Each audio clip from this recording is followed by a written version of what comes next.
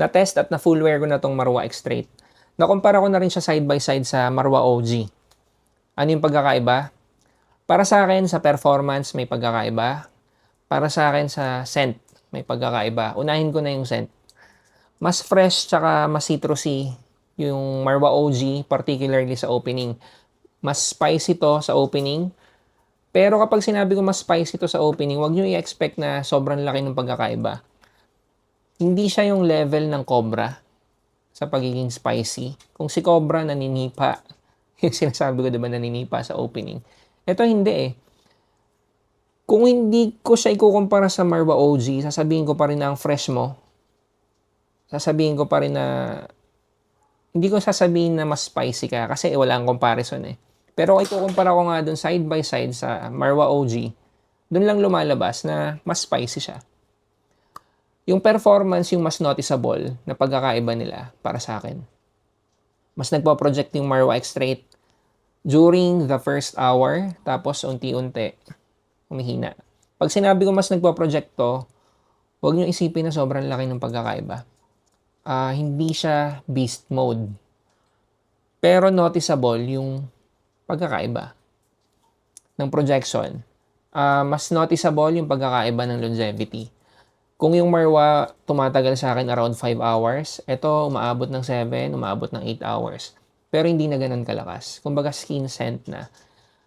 May experience ako, siguro 2 beses ngayon. Nahugasan ko na yung braso ko. Pero after ko mahugasan, nagtagal pa rin yung amoy ng Marwa X-Straight. Na sa palagay ko, kung yung Marwa OG yun, hindi magiging ganun yung experience ko. Galing nga pala to kay Miss Jo, galing sa Dubai Shop Baliwag. Miss Jo, maraming salamat dito sa bote na to. Isusunod ko kasi yung tungkol sa presyo. Kasi sigurado may magtatanong kung sulit bang kumuha nito kung meron ka ng Marwa OG. Habang sinushoot ko kasi itong video na to, wala pa rin akong idea kung may stocks na si Dubai Shop Baliwag nito. Tsaka kung may presyo na. So, siguro hintayin nyo na lang din. Or ilalagay ko na lang din siguro dito sa comment section or kung saan. Kung may makikita akong meron na. Pero kung ako pipili ng isa, pareho kong gusto yung scent eh. Kagaya ng sinabi ko kanina, hindi ganun kalaki yung difference ng scent nila. Pero yung performance, improved version talaga to pagdating sa performance.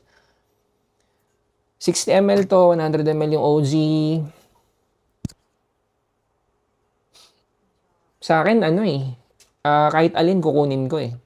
Kumbaga, ang take ko dito parang SCE na 100 ml, tapos Press-U na 55 ml, kung familiar kayo dun sa mga binanggit ko. Pero mas mahal yung Press-U. Mas bet ko pa rin yung Press-U kahit mas mahal siya.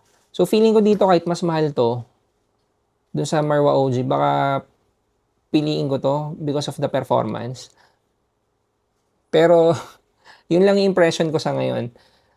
Sinishare ko lang din sa inyo kasi magkakaiba tayo ng thought process. So, yun. Sa palagay ko, yung ibang makakapanood nito, baka i-consider din muna yung presyo bago kayo pumili. Pero sa experience ko, katulad na sinabi ko kanina, hindi ganun kalaki yung difference sa amoy. Pero sa performance, may noticeable difference sila. Don't expect na beast mode, pero improved yung performance niya. Kesa doon sa kesa doon sa Marwa OG.